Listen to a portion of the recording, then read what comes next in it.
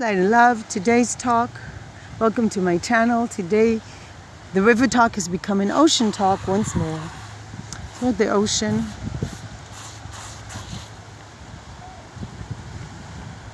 Very beautiful. Beautiful time of day. A lot of people exercise, including us. What is the message for today? What is the message indeed?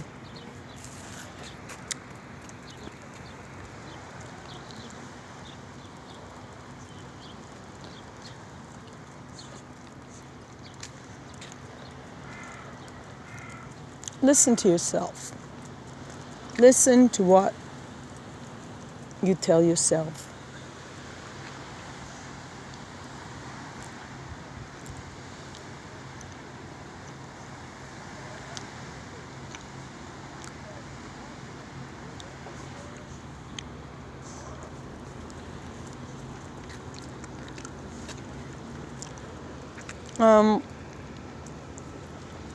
Today it's 10 years.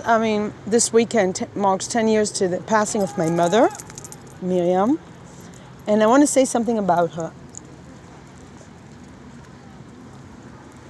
A woman with amazing energy. She did everything. When you came home, there was always food. And I think I try to be that kind of mother, but I just couldn't follow. It's like in a race, and I'm just not that type of a person. She was like, in a way, she had this thing with food. There was always food. Fridge was always full. There was always food on the table. And then she was always exercising. And I think it's very typical of a lot of people that instead of communicating to other people, there's very little real communication between us, I can think. I can't imagine ever having a real conversation. She had an opinion and that was it. And sometimes I think I did inherit a little bit of the rigidity. I do have my opinions and I'm quite rigid. But I really don't want to do that. I really want to be more open. On the other hand, this world is a world that demands you to be very decisive. Because if you're not going to be,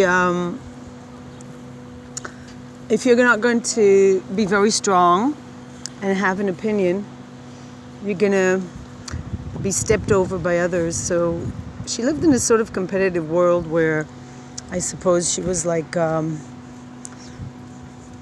trying to compete. I don't know. But in many ways, I was really opposed to her ideas. And I had a very difficult time accepting, I would say, myself in such a place. I couldn't really be myself. I think it's really important to, as a parent, it doesn't matter that your kid has like an omelet and a piece of bread in front of their face. When the most important thing is that you sit down with them and you have a talk with them. But for her, it was just like she didn't realize how important it is to have these conversations with children. And I think I'm going to make it a priority from now on to fill in what I didn't have. Rather than to try to be like my mother, which I cannot ever be, because she was another person. She was molded by other forces. Thank God I didn't live in World War II. I didn't live in the Holocaust. I'm not opposed to the idea of God as she was. I don't think God did anything bad to me. I think people did bad things to me, or people do bad things to each other and to animals. And I don't hate human beings, but for me, a world where there is no other logic than human beings ruling is a cruel and impossible world. Because if this is indeed a world where human beings are in the center, then we're in a bad situation. So I'm looking for a world where human beings are not in the center. On the other hand, so many times we make human beings our our center, our children, our spouses, our beloved. And that's where we always go wrong. So they say a family first and all that, but then you get disappointed because you give to your kids and then you see that there is no reception there. It's like a one-way ticket. And it's very hard to live like that. Like you think, okay, I'm going to be this mother, I'm just going to give and give. And then at one point you see that there's no it's not what you expected. Because when you let the child grow, they are their own person and then unpredictable. And it should be like that. And it's good like that. The child should be able to be their own person.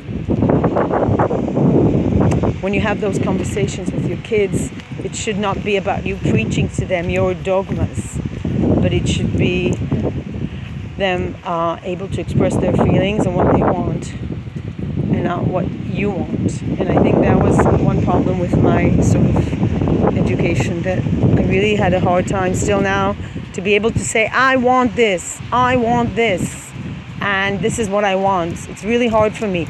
If you cannot say this is what you want in life, then you really can get anywhere. It's such a beautiful, beautiful beach. I'm definitely going to be spending more time inside the ocean at one point. My favorite time though is before sunset to swim, not in the morning that much, but it could change.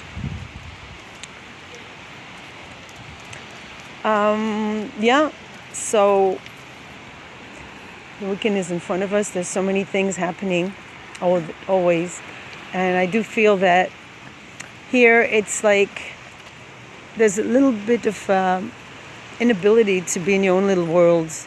On the other hand, if you go to the beach, you can just be really, really free here. Really free. Not so many rules like in Europe, like police is not going to come if your dog is barking. So we're walking here. It's beautiful, beautiful, beautiful morning. And it's just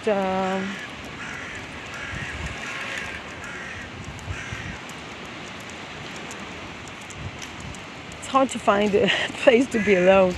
With that, you have to come really early. My mother used to get up really early, and then she used to go to her little club. I don't know. She was a very special person. It's hard to define her. Very hard to define her. But maybe it's better not to define human beings or even ourselves. Peace and love.